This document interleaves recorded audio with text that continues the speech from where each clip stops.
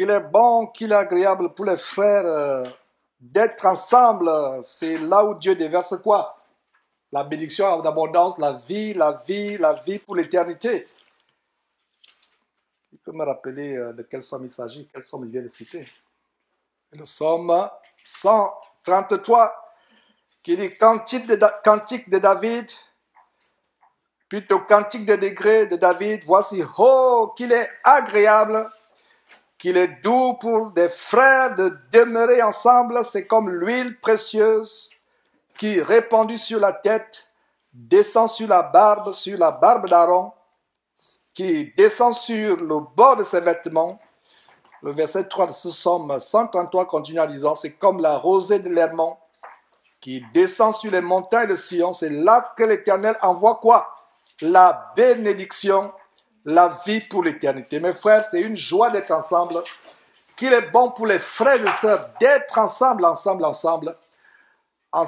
non seulement physiquement, mais ensemble dans la communion d'esprit, ayant les mêmes sentiments les uns vers les autres, ayant le même amour les uns vers les autres, se pardonnant réciproquement, se supportant réciproquement, marchant ensemble, ceux qui sont forts dans la foi, supportant ceux qui sont faibles dans la foi, ceux qui ont compris certains principes dans la marche chrétienne, supportant, tolérant ceux qui n'ont pas encore compris. Et quand on dit tolérer, nous ne tolérons pas les boucs, les gens qui sont rebelles dans la parole de Dieu. Nous ne tolérons pas les gens qui ne veulent pas faire un effort pour être dans la parole de Dieu. Nous tolérons les brebis du Seigneur qui veulent marcher en conformité avec l'évangile merveilleux de notre Seigneur et Sauveur, Christ Jésus. Quel merveilleux chapitre nous avons ici. Pour commencer pour poursuivre plutôt notre parcours dans les psaumes. Comme je disais lors d'un enseignement précédent, les psaumes regorgent de trésors spirituels, des bonbons spirituels, des chocolats spirituels, des perles spirituelles pour notre édification, pour notre encouragement. Et je disais que les psaumes sont une grande source d'inspiration pour adorer Dieu, pour prier Dieu. Je ne dis pas que ça doit être maintenant un recueil de prière. Non, nous n'avons pas de recueil de prière. Si vous avez un recueil de prière sur la base duquel vous priez, ça s'assimile à la magie. On ne prie pas sur la base d'un recueil de prière. La prière, c'est une communication directe avec Dieu, en live, en direct. Vous ne communiquez pas avec Dieu sur la base d'un livre de prière. Supposez que j'ai mon fils qui veut s'adresser à moi, qui veut me faire une requête. Il dit, papa, est-ce que nous pouvons aller nous balader au parc, jouer taper au ballon au parc samedi? Imaginez-vous que mon fils vient avec une feuille qu'il a écrite, et pendant qu'il est devant moi, il commence à lire une feuille. Il dit, cher père, que j'aime beaucoup, et il continue à lire, est-ce que tu daignes me permettre une partie de balle, de tennis ou une partie de football au parc ou au terrain de football? Agrée cette prière ou cette demande, cher père, s'il ne suis pas chrétien, je pense que ce fils doit amener chez le psychiatre ou chez le psychologue, dit qu'il n'a pas de problème, n'est-ce pas? Mais en tant que chrétien, je pense que je vais dire au démon qui a cru tourmenter mon fils, démon, sors de mon fils maintenant au nom de Jésus-Christ. Mon fils ne viendra jamais avec une liste de demandes à dire que voilà père, j'ai cette liste. Si c'est une lettre qui m'a écrite, peut-être je suis en voyage, il est en voyage, il m'écrit une lettre, d'accord. Mais il ne viendra pas avec une liste. Alors, si mon fils ne peut pas venir avec une liste d'alliances pour me la lire, alors comment allez-vous à Dieu avec des livres de prière?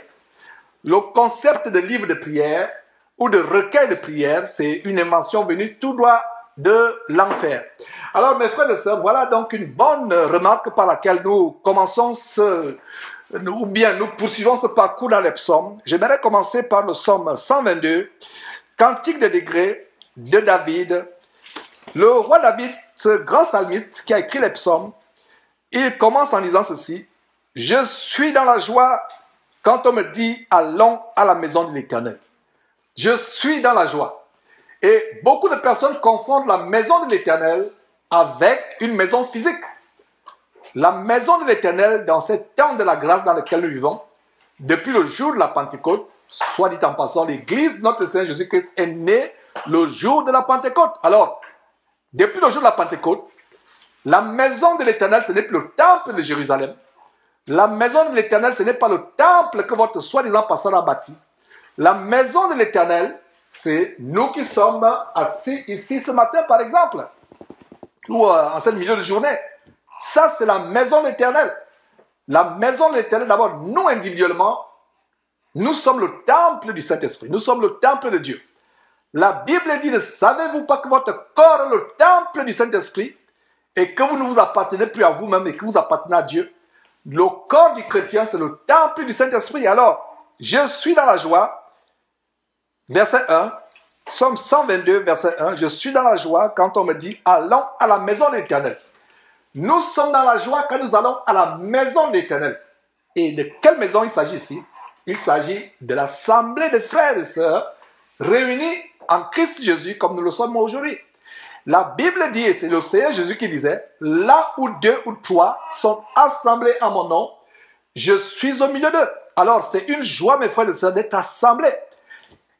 La Bible dit, je suis dans la joie quand on me dit, allons à la maison de l'Éternel. Mes frères, est-ce que nous sommes dans la joie quand le moment de nous réunir est venu, où devons nous réunir les frères et sœurs? Parce que c'est ça la maison. C'est pas par hasard, mes frères et sœurs, que j'ai commencé par ce merveilleux psaume. Psaume 133 qui dit, voici, oh, qu'il est beau, qu'il est doux, qu'il est agréable pour les frères et sœurs de demeurer ensemble. C'est là où l'Éternel déverse la vie pour l'éternité. Mes frères et sœurs, c'est une joie d'avoir une communion. C'est une joie de communier entre les frères et sœurs. C'est une joie de partager ensemble. C'est une joie de prier ensemble. Je suis dans la joie. David ne dit pas je suis dans la tristesse quand il s'agit d'aller dans la maison de l'Éternel. La maison de l'Éternel, je le précise encore, c'est là où 2 ou 3 sont réunis. Parce que nous, individuellement, nous sommes le temple de Dieu. Et quand 2 ou 3 croyants chrétiens, véritables disciples de Jésus-Christ se réunissent, c'est la maison de l'Éternel. La maison de l'Éternel. Et d'ailleurs, si on lit par exemple cette grande révélation de l'apôtre Paul dans 2 Corinthiens chapitre 6 verset 14 où il est dit « Sortez du milieu d'eux et je vous accueillerai, vous serez mon peuple ». Le peuple de Dieu aujourd'hui, c'est nous, la maison de l'Éternel. À l'époque de l'Ancien Testament, c'était Israël. Aujourd'hui, le corps de Christ, c'est la maison de l'Éternel. Le corps de Christ n'est pas physique. Le corps de Christ, la maison de l'Éternel aujourd'hui, ce n'est pas un amas de pierre, ce n'est pas un amas de ciment, ce n'est pas un amas de blocs, de glace ou de, je ne sais pas, toutes sortes d'architecture. La maison de l'Éternel, c'est là où 2 ou 3 sont réunis. Ça peut être dans cette maison comme nous y sommes actuellement, ça peut être au parc, ça peut être dans une cour, peu importe. Ça peut même être dans un bâtiment, mais ce n'est pas le bâtiment qui est la maison de l'Éternel. C'est les chrétiens nés de nouveau qui sont la maison. Et non ces bâtisses qui ne sont que des habitations de démons qu'ils décorent avec des hôtels, avec toutes sortes de décorations infâmes. Il y a même des statues dans certains de ces bâtiments. Ce n'est pas ça la maison de l'Éternel. Alors, nous sommes au verset 1. Je relis Psaume chapitre 122. Psaume chapitre 122, verset 1. Psaume chapitre 122, verset 1. Je suis dans la joie quand on me dit allons à la maison de l'Éternel. Mais nos pieds s'arrêtent dans tes portes. Jérusalem, Jérusalem, tu es bâtie comme une ville dont les parties sont liées ensemble. Mes frères et sœurs, la Jérusalem dont parle David aujourd'hui n'existe plus.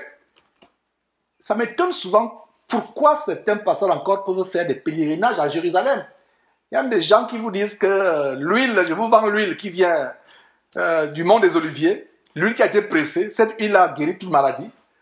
Je vous vends la bouteille à 500 000 francs CFA ou 1000 $. Elle guérit toute maladie, elle rend riche. Ou alors je vous vends l'eau qui vient du fleuve Jourdain. Ces pèlerinages qu'ils font à Jérusalem, ils vont se prosterner sur la tombe de Jésus, comme si Jésus était encore dans cette tombe. Regardez comment Satan amène les gens à aller se prosterner sur la tombe de Jésus. Quand Jésus est sorti de la tombe, qu'est-ce que l'ange a dit aux femmes qui étaient venues pour embaumer le corps de Jésus avec des aromates? Qu'est-ce que l'ange lui a dit? Cet homme que vous cherchez n'est plus dans cette tombe. Il est comment? Il est ressuscité. Notre Seigneur merveilleux Jésus-Christ n'est plus dans une tombe à Jérusalem. Notre Seigneur Jésus-Christ n'est pas dans une tombe, n'est pas sur une croix, comme les catholiques qui ont des croix sur la poitrine, dans leur maison, dans leur temple abominable, ils ont des croix, comme si Jésus-Christ était sur une croix. Satan voudrait nous amener à voir Jésus-Christ sur la croix. Satan voulait nous amener. Satan aurait aimé si Jésus-Christ était resté sur la croix pour toujours, ou dans la tombe pour toujours. Mais il n'est plus sur une croix, il a fait quelques heures, environ 3 heures ou 4 heures, je ne sais pas exactement, mais quelques heures sur la croix. On l'a enseveli, après 3 jours et 3 nuits, dans le sein de la terre, Dieu l'a ressuscité. Donc, on ne va pas à Jérusalem visiter la tombe de Jésus-Christ. On ne va pas à Jérusalem payer l'eau du Jourdain qui coûte 1 million de francs CFA ou 10 000 euros. On ne va pas au Jourdain pour ramasser la poussière sur laquelle Jésus avait marché. Quelle abomination! Combien de vents ont soufflé sur le mont des Oliviers depuis 2000 ans? Combien de vents, combien de cyclones ont soufflé pour balayer la poussière que les gens vont payer pour dire que Jésus était sur le mont des Oliviers, donc on vend la poussière. Abomination, ils vendent même. La Jérusalem aujourd'hui, c'est quoi? La Jérusalem céleste. Oh, mes frères et sœurs, allez lire. Allez lire le livre de l'Apocalypse. J'ai à cœur de faire un grand enseignement, que Dieu me donne la sagesse de faire cet enseignement samedi prochain, comme nous reprenons les émissions. Le titre de cet enseignement, c'est les 12 révélations au ciel du paradis, ou au ciel, que tout chrétien doit savoir. Les 12 révélations. Nous allons montrer comment le ciel est beau. Et beaucoup de personnes prêchent la parole de Dieu en vous faisant peur avec l'enfer. Est-ce que l'enfer existe? Pour le moment, l'enfer n'est pas encore ouvert. L'enfer est un endroit effroyable. Il y a des gens qui disent que je ne crois pas à l'enfer. Je crois que l'enfer est un endroit effroyable. Ce n'est pas un endroit que vous souhaiteriez même à votre pire ennemi d'y être. L'enfer est dangereux. Mais nous devons prêcher plutôt aux chrétiens la beauté du ciel. Oh mes frères et sœurs, l'enseignement de samedi, je vous dis, ce sera un grand enseignement. Vraiment, on va voir comment le ciel est merveilleux, la beauté du ciel, la nourriture qui est au ciel, les merveilles qui sont au ciel. On va voir cela. Et 12 révélations sur le paradis, 12 révélations sur le ciel. C'est merveilleux. Alors, la Jérusalem céleste, c'est qui? C'est l'église de Jésus-Christ. La Jérusalem céleste, c'est quoi? C'est l'église du Seigneur Jésus-Christ. Alors, regardez la révélation. En fait, quand David parle ici, David était en train d'anticiper la Jérusalem céleste. Et vous allez comprendre cela. Je vais vous montrer quelque chose, tout en espérant que merci va nous permettre de le faire. Parce que quand David parle de Jérusalem, et vous allez voir ici quoi?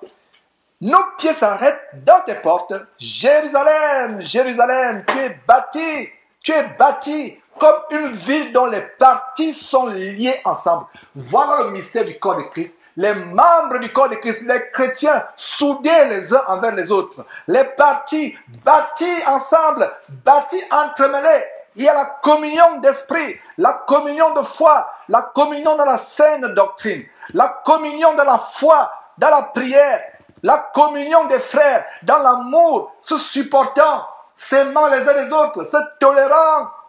On ne tolère pas le péché. Quand il dit se tolérant, nous ne tolérons pas le péché. Mais nous tolérons. Je ne dirais même pas tolérer. En fait, nous supportons les frères qui sont encore faibles dans la foi, dans l'espoir qu'ils vont être forts dans la foi. Regardez la merveilleuse révélation que nous avons ici. Jérusalem, tu es bâti comme une ville dont les parties sont liées ensemble. Voilà comment le corps de Christ, la Jérusalem céleste aujourd'hui, c'est qui? C'est vous et moi. Donc, les parties de cette ville sont liées ensemble. Liées ensemble. Et la merveilleuse révélation que Jean a vue.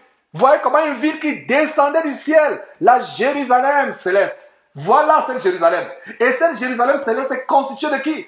Est constituée pas de la Jérusalem qui est en Israël aujourd'hui. Une ville remplie d'homosexualité. Soit en passant, les frères et sœurs qui font les pèlerinages en Israël, aller-retour, ne savent pas que la plus grande ville de l'homosexualité à travers le monde, c'est Jérusalem. c'est la plus grande ville. Jérusalem est devenue même la capitale de l'homosexualité. C'est grave. Donc, les gens commencent à idolâtrer Tel Aviv. Je vais corriger, Tel Aviv, c'est la capitale. Parce que Israël, c'est le pays. Mais Tel Aviv, qui n'est pas loin de Jérusalem, c'est la capitale de la sodomie aujourd'hui à travers le monde. Alors, la parole de Dieu dit quoi? Il a dit quoi? Jérusalem, tu es bâti comme une ville. Donc, c'est évident que ce n'est pas Jérusalem physique. Jérusalem aussi aujourd'hui, c'est le corps de Christ, c'est les frères et sœurs. Regardez comment ce verset nous montre la structure organisationnelle de la Jérusalem. Ça va savoir quoi? Une ville dont les parties sont liées ensemble. Voilà ce que nous devons rechercher. Mes frères et sœurs, entre frères et sœurs, ça me déchire le cœur de voir des frères et sœurs qui ne peuvent pas communier ensemble, se supporter ensemble, se tolérer. C'est une manifestation de l'amour de se tolérer. Et je rends grâce à Dieu de ce que dans cette communion que nous avons expérimenté ce que c'est, se supporter, se tolérer. Et c'est avec plusieurs années de se supporter, de se soutenir, qu'on peut véritablement bâtir une communion entre les frères et sœurs. Alors, la Jérusalem, regardez, verset 3, Jérusalem, tu es bâti comme une ville dont les parties sont liées.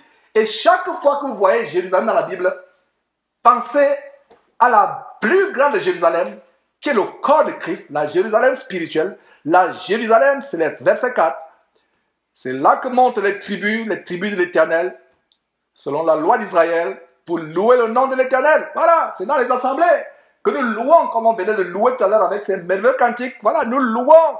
C'est là, dans cette Jérusalem céleste, ce corps de Christ que nous formons, que nous louons l'Éternel. Voilà, louez le nom de l'Éternel. Car là sont les trônes pour la justice, les trônes de la maison de David. Verset 6, demandez la paix de Jérusalem, que ceux qui t'aiment jouissent du repos. Voilà, le Seigneur Jésus disait, je vous donne ma paix, et il nous donne aussi le repos, mes frères et sœurs. Vous ne pouvez pas avoir le repos dans ce monde. Ce monde ne peut pas nous apporter le repos ou la paix.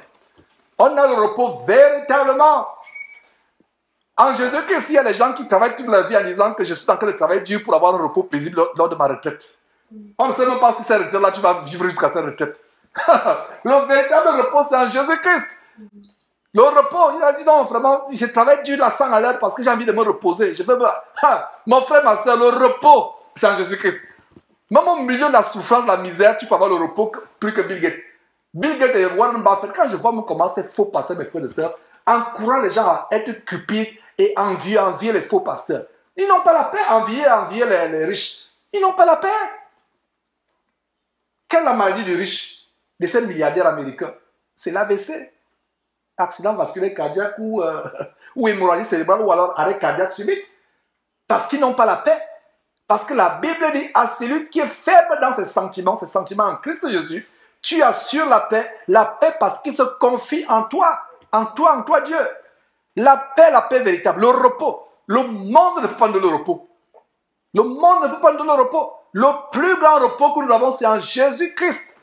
Quand les gens parlent par exemple du sabbat comme étant le jour du repos, il y a cette abomination adventiste qui a été créée en passant par une femme qui ne doit pas enseigner, qui ne devait pas enseigner, cette femme Ellen White, qui a créé une Bible qui est à côté comme de la... C'est au même standard de la Bible parce que chez les adventistes, et l'église adventiste, j'ouvre une parenthèse, mes frères et sœurs, c'est même la plus grande abomination que nous devons dénoncer à l'avenir. C'est une abomination que nous devons dénoncer parce que l'église adventiste, vous voyez, les femmes apparemment sont décentes, les longues jupes, elles sont décentes. Les familles adventistes sont tellement des familles apparemment décentes. Les familles apparemment décentes. Les bonnes familles, les parents responsables, des bonnes femmes, des bonnes épouses, des bonnes mères d'enfants, de famille. Il y a la décence, il n'y a pas d'excès dans les milieux adventistes. Mais ce qu'il y a derrière, c'est une abomination. C'est pour ça que je pense que la secte ou l'abomination adventiste est plus dangereuse que l'église catholique. Parce que l'église catholique, vous voyez les statues, les abominations. Mais chez les adventistes, vous avez quelque chose qui est tellement camouflé, tellement bien caché. Et ce que je vais exposer dans cette émission Plaisir à Dieu, c'est que l'église adventiste a été a été créé, fondé. Quand j'entends souvent que les gens ont fondé les églises, nous avons un seul fondateur, c'est qui? Jésus-Christ. Quand vous entendez tel, je suis le fondateur de tel, ou bien notre fondateur, il dit souvent aux gens, votre pasteur qui dit qu'il est fondateur, allez sur la croix, faites une croix. Comme, bon, ne faites pas de croix, trouvez un arbre ou un poteau en bois, prenez des clous, allez le clouer. Si l'accepte se fait clouer, à partir de ce jour-là, vous allez l'appeler le fondateur. Mais nous connaissons une seule personne qui a accepté de mourir sur la croix, c'est lui le fondateur. Il n'y a pas deux fondateurs. Ça, vraiment, frère, vous êtes même fatigué de m'entendre dire les mêmes choses. Mais je ne vais pas me fatiguer de dire les mêmes choses. Comment quelqu'un peut dire qu'il est fondateur? Tu es fondateur de quoi? Tu es fondateur? Suis-moi. Tu me suis. Je vais dans une quincaillerie. Je prends un marteau. Je prends des gros clous. Même pas des petits clous seulement. Il dit, mets le doigt là, un doigt. Même pas la main, mets seulement un doigt là, je cloue. Mets le pouce ici, l'index là-bas, je cloue. Si tu acceptes là, on te met même 10 minutes là, étant cloué. Je transfère ce bien. Après, on va te dire, hey, fondateur. Et on va se positionner devant toi et dire que fondateur. Tu es fondateur. Regardez une autre hérésie, mes frères et sœurs, et nous devons véhiculer ces choses autour de nous. Il n'y a pas deux fondateurs de l'Église. Il y a combien de fondateurs de l'Église? Le seul fondateur. Le seul fondateur. Et si vous lisez Éphésiens chapitre 2, verset 20, ce verset que j'aime bien citer, nous bâtissons sur le fondement des apôtres et des prophètes. Jésus-Christ étant la pierre comment? Angulaire. Dans pierre angulaire, il y a aussi fondateur. Il n'y a pas de pierre angulaire, il n'y a pas de fondateur. Alors, quand nous voyons l'abomination, j'ouvre cette parenthèse parce que c'est le mot repos. Et il y a cette abomination adventiste qui pense que samedi c'est le jour du repos. Non! Le repos que Jésus qui nous a donné va au-delà d'un simple jour. Parce que les gens qui observent le jour du sabbat, pour dire que Dieu nous a dit d'observer le sabbat, il faut qu'ils observent toutes les ordonnances liées au sabbat. Il y a des plats que vous devez faire le sabbat. Vous ne devez même rien faire le sabbat. Il y a même des distances que vous ne devez pas traverser. Il y a une manière de faire votre pain sans levain pour le... En fait, il y avait toutes sortes d'ordonnances dans la Bible pour ce sabbat. Il y a des distances que vous ne devez pas traverser. Il ne s'agit pas seulement de ne pas manger. Vous ne devez pas travailler. Il y a beaucoup d'ordonnances. Alors, le sabbat signifie le repos. Jésus-Christ, après sa mort sur la croix et avec sa résurrection, et avec le jour de la Pentecôte, nous a amené le repos. Donc, cette abomination d'Ellen White, qui a créé, parce que c'est Ellen White qui a fondé l'abomination adventiste, et en fondant l'abomination adventiste, les démons l'ont amené à enseigner la Bible et à créer même une Bible. C'est pour ça que dans les milieux adventistes, ils ont deux Bibles. La Bible de Ellen White et la Bible que vous et moi nous avons, qui sont parallèles. La parole de Dieu interdit à une femme d'enseigner la Bible ou d'être pasteur. Donc voilà comment toute une abomination est fondée sur un mensonge. Donc c'est une parenthèse par rapport au repos. Donc, le verset 7, Psaume 122, verset 7, que la paix soit dans tes murs et la tranquillité dans les palais. Et à cause, verset 8, à cause, voilà, le verset 5 d'abord disait que ceux qui t'aiment juste du repos. Donc le repos aujourd'hui, mes frères et sœurs, c'est en Christ Jésus. C'est un repos. Nous sommes entrés dans ce repos. Qu'est-ce que le Seigneur Jésus disait? Venez à moi, vous toutes qui êtes fatigués et chargés, et je vous donnerai quoi? Du repos. Quelle est l'une des raisons pour lesquelles Jésus a été tué sur la croix? Les chefs d'accusation, pour parler en langage judiciaire. Les chefs d'accusation des chefs religieux. Quels sont les actes d'accusation? Quel est l'acte d'accusation de Jésus? Les différents points d'acte d'accusation de Jésus-Christ. Quel est l'un des points? Dans l'acte d'accusation de Jésus-Christ, un des points c'était quoi? Il profane quoi? Le sabbat. Lui-même il a dit, le Fils de l'homme est maître de quoi? Du sabbat. Le Fils de l'homme est maître du sabbat. Est maître du sabbat. Nous sommes maîtres du sabbat. Le Fils de l'homme, nous sommes comme Jésus-Christ, nous sommes maîtres du sabbat. Alors, venez à moi, vous tous qui êtes fatigués et chargés, je vous donnerai quoi? Du repos. Je vous donnerai du repos. Venez à moi, vous tous qui êtes fatigués, je vous donne le repos. Ce n'est pas le repos qui consiste dans un seul jour. Alors, votre sabbat c'est samedi. Donc vous n'aurez que le repos que samedi et les autres jours. Or, le repos de Jésus-Christ, c'est un repos tous les jours. C'est un repos spirituel. Malgré les tribulations que ton mari peut te faire si tu es un mari incroyant, que ta femme peut te faire si tu es une femme incroyante, malgré les tribulations que tes enfants peuvent te donner, si tu as des enfants incroyants, la paix de Jésus-Christ, c'est aussi le repos. Regardez comment, mes frères et sœurs, l'ennemi voudrait qu'on limite le repos de Jésus-Christ à un simple jour, le sabbat. Non! Donc ça veut dire que vous reposez, vous avez le repos de Jésus-Christ, le sabbat, vous reposez, mais donc, et quand est-il le mardi, mercredi, jeudi, vendredi, le reste de la semaine? Le repos de Jésus-Christ, c'est tous les jours. Il a dit en Matthieu chapitre 28, verset 20, je serai avec vous combien de jours? Tous les jours de votre vie. Tous les jours de votre vie. Tous les jours de votre vie. Donc, le repos de Jésus-Christ, c'est la plus grande chose, l'une des plus grandes choses que nous pouvons avoir aujourd'hui. Le repos, il est spirituel. Et comment nous avons ce repos?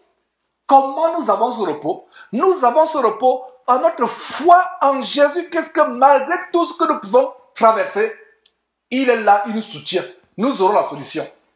La Bible dit à celui qui est ferme dans ses sentiments, tu assures la paix parce qu'il se confie en toi.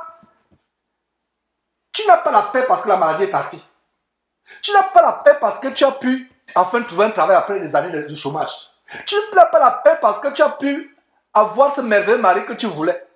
Tu as la paix parce que la Bible déclare de te confier en Jésus-Christ. Tu as la paix parce que tu mets ta confiance en Jésus-Christ malgré la fournaise que tu peux traverser. Je connais 3 jeunes gens, Shadrach, Meshach et Abednego. Allez lire cette histoire dans Daniel chapitre 3. Ces enfants avaient désobéi. Pourtant, c'était des enfants qui aimaient le roi Nebuchadnezzar, qui étaient de merveilleux serviteurs pour le roi Nebuchadnezzar. Mais quand il s'agissait de désobéir à Dieu pour obéir au roi de Nebuchadnezzar, ils ont dit non, non, je préfère obéir à Dieu. C'est une abomination pour un homme de se prosterner sur une statue comme les catholiques le font. Alors, le roi Nebuchadnezzar, inspiré par Lucifer, le diable, a érigé une statue d'or de 60 coudées en or. Et il a dit à tous les gens de sa région, il avait tout un empire qui allait d'Israël jusqu'aux confins de l'Inde. Une grande partie de toute l'Asie. Et il a dit, quiconque ne se prosternera pas devant cette statue sera immédiatement jeté dans la fournaise ardente. Shadrach, Meshach et Abednego ont dit, ô roi, malgré tout le respect qu'on a pour toi, nous ne nous prosternerons pas devant devant la statue que tu as élevée. Le roi dit, ah bon? Alors je vais vous jeter dans ma fournaise ardente, chauffer 7 fois plus qu'il ne convenait de la chauffer. Et il a dit, en passant, je verrai quel Dieu va vous délivrer de ma main. Ces 3 enfants ont été jetés dans la fournaise ardente ayant la paix. Donc, mon frère, ma soeur qui écoute cet enseignement ce matin, quelle que soit la fournaise dans laquelle tu travailles, dans laquelle l'ennemi t'a mise, quels que soient les problèmes que tu as, attrape la paix de Jésus-Christ. Attrape le repos. Et comment nous l'attrapons? Je précise encore. Quelqu'un va me dire, mais Georges, comment je peux faire pour attraper le repos de Jésus-Christ? Comment je peux faire pour avoir la paix de Jésus-Christ? C'est par la foi. C'est par la foi, mes frères. Ça veut dire que tu n'es pas guéri parce que la maladie est partie. Tu guéris parce que la Bible dit que tu es guéri. Et tu guéris parce que tu sais que malgré la maladie, le corps qui fait mal là, tu es guéri. Tu n'es pas guéri parce que la fournaise s'est éteinte. Non, tu n'as pas la paix ou le repos parce que la fournaise s'est éteinte. Tu as la paix et le repos parce que malgré tout ce que tu peux traverser, mes frères et sœurs, tu as le repos parce que le Seigneur a promis. Nombre chapitre 23, verset 19 dit, Dieu n'est pas un homme pour mentir, ni fils d'un homme pour se repentir. Ce qu'il a dit, ne le fera-t-il pas? Ce qu'il a déclaré, ne l'exécutera-t-il pas? Le Fils de Dieu dit, venez à moi, vous tous qui êtes fatigués et chargés, je vous donnerai quoi? Du repos. Il n'a pas menti. Venez à moi, va à Jésus-Christ par la foi. Malgré tout ce que tu peux traverser, tu peux avoir la paix. Il y a des personnes, j'ai rencontré des frères ou des sœurs, ils te racontent ce qu'ils traversent, mais tu vois le frère et la sœur, ils sont toujours souriants, de bonne humeur. Tu te demandes, mais comment, est-ce que c'est des êtres humains ou des robots? Avec tout ce qu'ils endurent, comment ils peuvent avoir la paix? C'est parce qu'ils ont expérimenté les choses que je vous enseigne. Mes frères et sœurs, c'est merveilleux de comprendre que la véritable paix du Seigneur Jésus-Christ, ce n'est pas la paix selon le monde. Je me suis toujours posé la question, ces prix Nobel de paix qui sont dans le monde, prix Nobel de la paix, tel. Prix Nobel de la paix tel. On donne les prix Nobel de la paix à des gens qui n'ont expérimenté pas la paix. Ils ne peuvent même pas dormir la nuit. Ils ont des soucis, mais ils ont les prix Nobel de la paix. Le plus grand prix de la paix que nous avons a été payé par Jésus-Christ. Et quand on dit paix, repos. Le repos, quand la Bible dit que l'Église était en paix, quand la Bible dit que l'Église était en paix, à un moment, il y avait la persécution, à un moment, en paix, et le repos, parce que paix et repos vont ensemble. Vous ne pouvez pas avoir de repos sans paix, vous ne pouvez pas avoir de paix sans repos. La paix suppose que vous avez le repos, vous avez une accalmie, tout va bien. Et nous, chrétiens, tout va bien, pas parce que physiquement tout va bien par notre foi. Regardez cette femme de la Sunamite, vous pouvez aller lire ça en 2 Rois, qui avait un enfant malade, une femme qui était stérile, qui n'avait pas pu avoir d'enfant. Son mari étant vieux, elle désespérait d'avoir d'enfant. Le prophète Élisée passait par là, à Sunem, il passait par là et il lui a promis un enfant. Et elle a même dit au prophète Élisée, ne trompe pas ta servante. Ne trompe pas ta servante, mon mari est vieux, moi je suis là, je ne peux plus avoir d'enfant. Mais comme c'était la promesse de Dieu pour cette femme, par l'entremise du prophète Élisée qui était qu'un envoyé, cette femme a eu un enfant. Plus tard, l'enfant est mort. La femme a pris l'enfant. Il est allé étaler l'enfant dans la chambre haute du prophète Élisée. Il lui avait construit en passant une chambre haute de telle manière que chaque fois que Élisée passait par cette ville, il devait se reposer dans cette chambre haute. Et soit dit en passant, il était interdit par la loi à l'époque pour une femme d'entrer dans la chambre haute d'un homme de Dieu. Donc s'il fallait lui apporter par exemple ses vêtements lavés ou sa nourriture, la femme devait déposer, peut-être cogner à la porte et déposer au seuil de la porte et se retirer. Mais cette femme-là enfreint la loi, prend l'enfant qui était mort et entre dans la chambre haute d'Élisée, dépose l'enfant et se rend vers son mari qui était au loin dans les plantations où il s'occupait de ses affaires avec ses employés. La femme, l'homme étonné dit, mais qu'est-ce que tu viens faire ici? Non, je vais aller voir l'homme de Dieu Élisée. Le mari lui dit, mais l'homme de Dieu Élisée, ce n'est ni nouvelle lune, mais pourquoi tu vas là-bas? Qu'est-ce que la femme dit à son mari? Tout va bien. Hein? Tout va bien, un enfant est mort, la femme dit tout va bien. Voilà une femme qui a expérimenté le repos de Dieu et la paix de Dieu. Le repos de Dieu et la paix de Dieu ne sont pas fonction de ce que tout va physiquement bien, de manière matérielle, physique, que vous pouvez voir, tout va bien. C'est par notre foi que nous avons le repos. C'est par notre foi que tout va bien. C'est par notre foi que tout va bien. Puisse cet enseignement nous booster comme une batterie déchargée. Puisse cet enseignement vous donner le repos. Puisse cet enseignement nous booster l'autre jour. J'ai été obligé de booster la batterie de ma voiture qui était à plat. Il a fallu qu'une autre voiture, j'ai un câble et qu'une autre voiture vienne pour booster la batterie. Tiens, ça a démarré. Puisse cet enseignement booster ta foi, mon frère, ma soeur. Tu penses à un moment que tu as affaibli les problèmes de la vie, le mari qui te fait des problèmes, la femme qui te fait des problèmes, les enfants qui veulent te rendre fou, folle. Au travail là-bas, ça ne va pas. Tu as perdu la foi, tu penses même te suicider. Puis cette parole booster ta foi. La foi, c'est notre plus grand attribut. La foi, c'est notre plus grand attribut. C'est par la foi que nous obtenons la paix et la joie de vivre même. La femme de la Sunamite, malgré l'enfant mort qu'elle avait déposé dans la chambre de l'homme de Dieu Élisée, pouvait dire à son mari, tout va bien, tout va bien. Donc on va dire qu'elle a menti.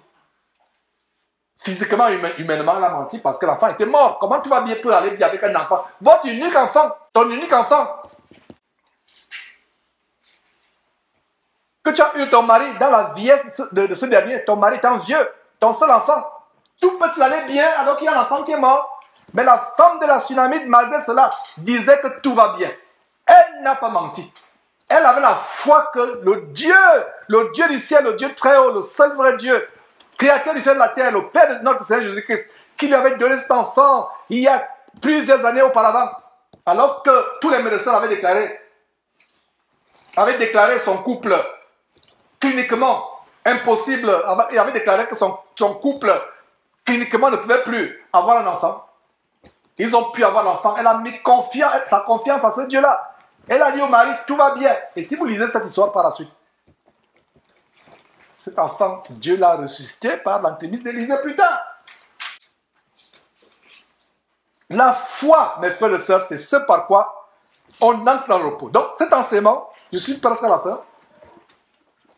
J'ai dit qu'on devait lire quelques livres, finalement, on se limite à Somme chapitre 122. Aujourd'hui. Et ce Somme nous montre les bienfaits de la communion. Regardez, c'est lors d'une communion, mes frères et sœurs, que nous pouvons recevoir ce matin, cette communion des saints, que nous formons, faisant partie de cette Jérusalem céleste, une ville dont les parties sont liées ensemble. Regardez comment nous pouvons être édifiés ce matin sur les bienfaits du repos, le repos en Christ Jésus. Et le verset 6 dit, nous sommes toujours dans Psaume chapitre 122, verset 6. Demandez la paix de Jérusalem, que ceux qui t'aiment jouissent du repos. Que ceux qui t'aiment jouissent du repos. Voilà, c'est ce que Jésus disait. Venez à moi, vous tous qui êtes fatigués et chargés, et je vous donnerai quoi? Du repos.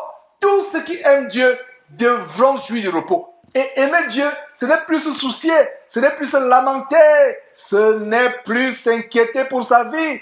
Aimer Dieu, c'est lui faire totalement confiance. Dieu aime les gens qui lui font confiance. Il est dit en Hébreux, chapitre 11, verset 6, sans la foi, il est absolument impossible d'être agréable à Dieu. Car ceux qui s'approchent de Dieu doivent croire que Dieu existe et qu'il est le rémunérateur de ceux qui le cherchent. Le rémunérateur, dans le mot rémunérateur, il y a un salaire.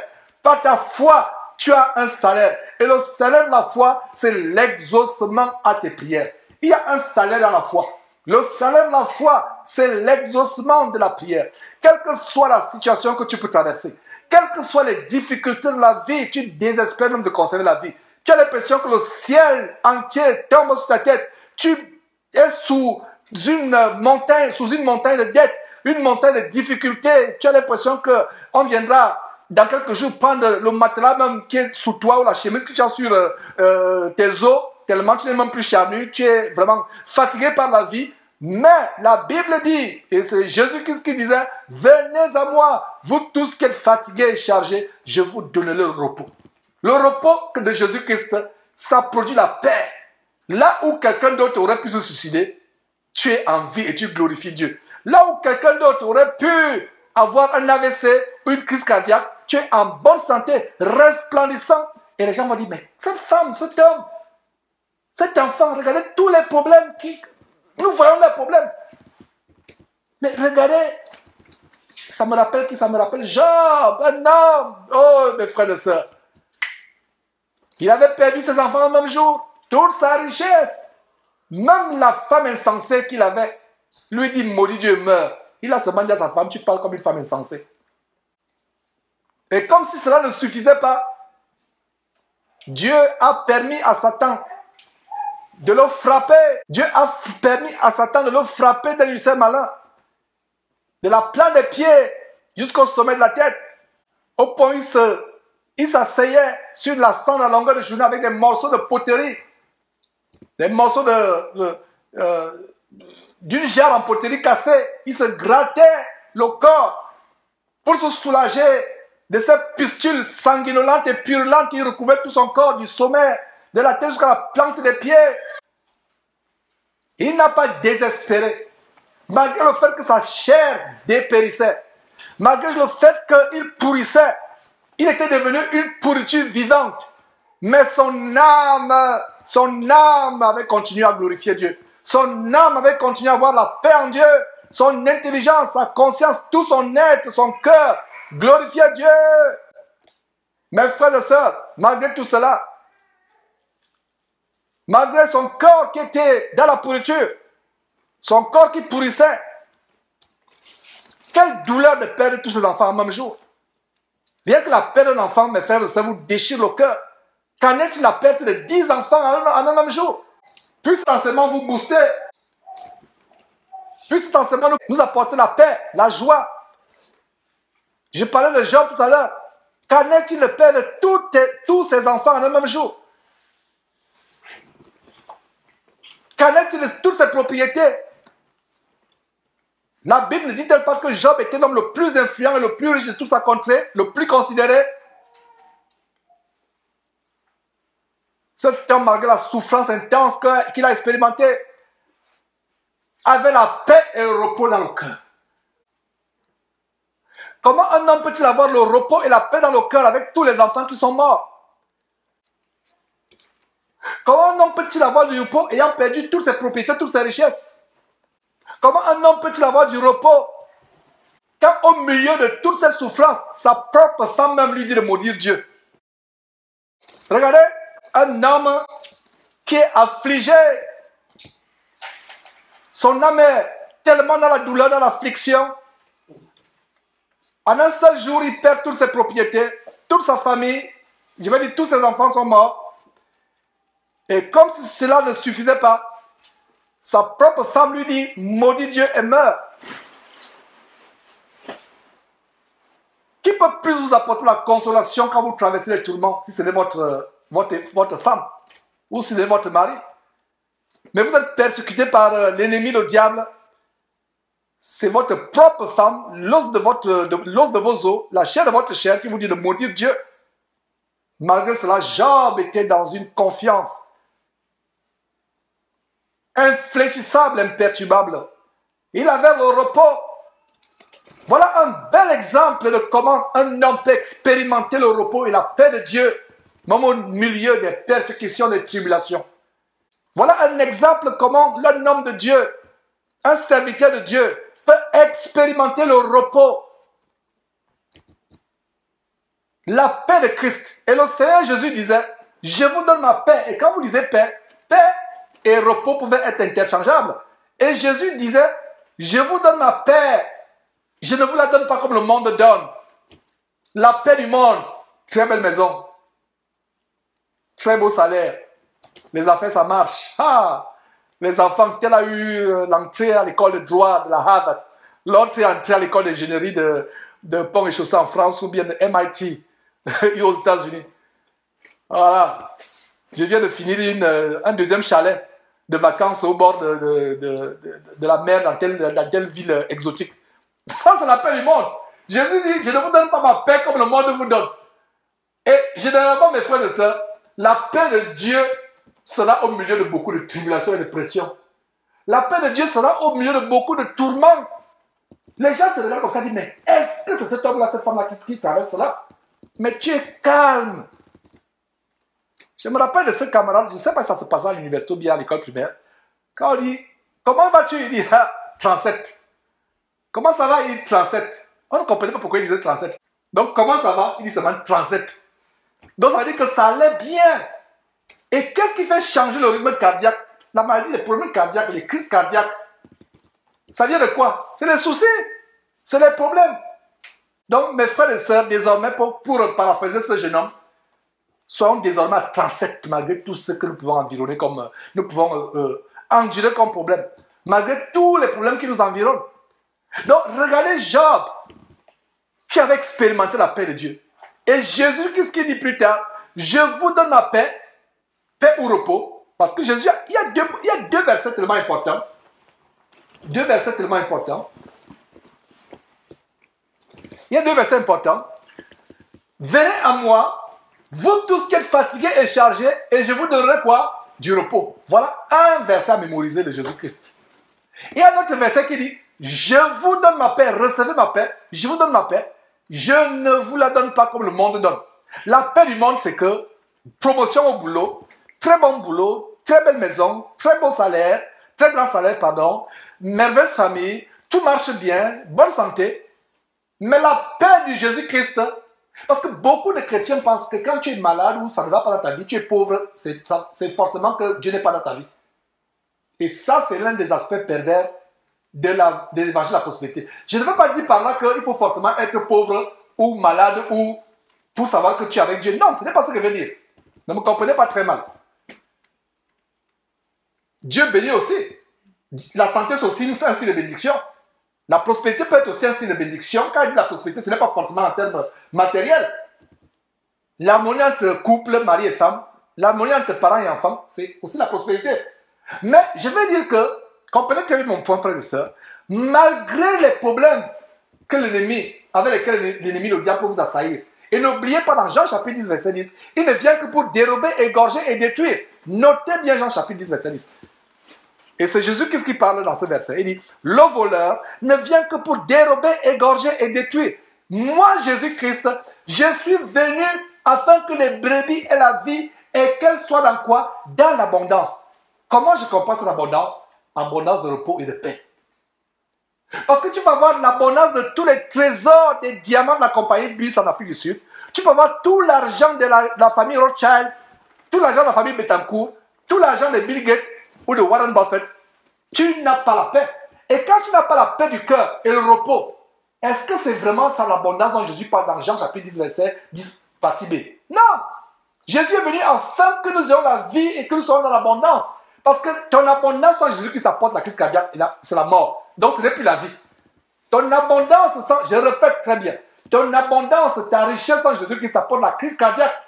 Et la crise cardiaque c'est quoi? La mort. Or, Jésus-Christ apporte la vie. La vie non seulement sur cette terre, la vie même après ta mort, la vie éternelle. Ça veut dire que quand les morts en Christ ressuscitent, si tu es mort en Christ, tu vas ressusciter, aller à la rencontre de Jésus-Christ dans les airs et vivre éternellement avec Jésus-Christ. La paix de Dieu par son Fils Jésus-Christ, c'est la véritable abondance. Mes frères et sœurs, voilà un enseignement pour nous booster. S'il y a quelqu'un qui a écouté cet enseignement, qui se sentait depuis le jour comme étant une batterie déchargée, qu'on devait seulement mettre à la poubelle parce qu'il n'y a même plus rien, même si on charge la batterie, elle ne peut même plus démarrer.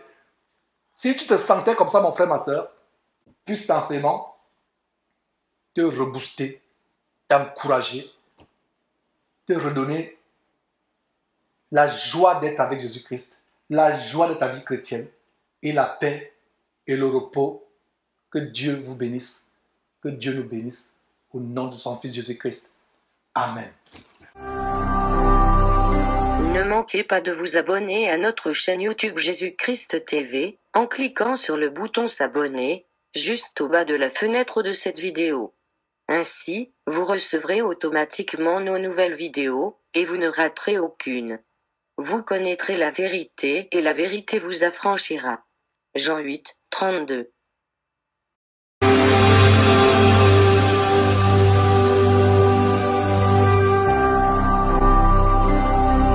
Jésus-Christ TV, vous connaîtrez la vérité et la vérité vous affranchira.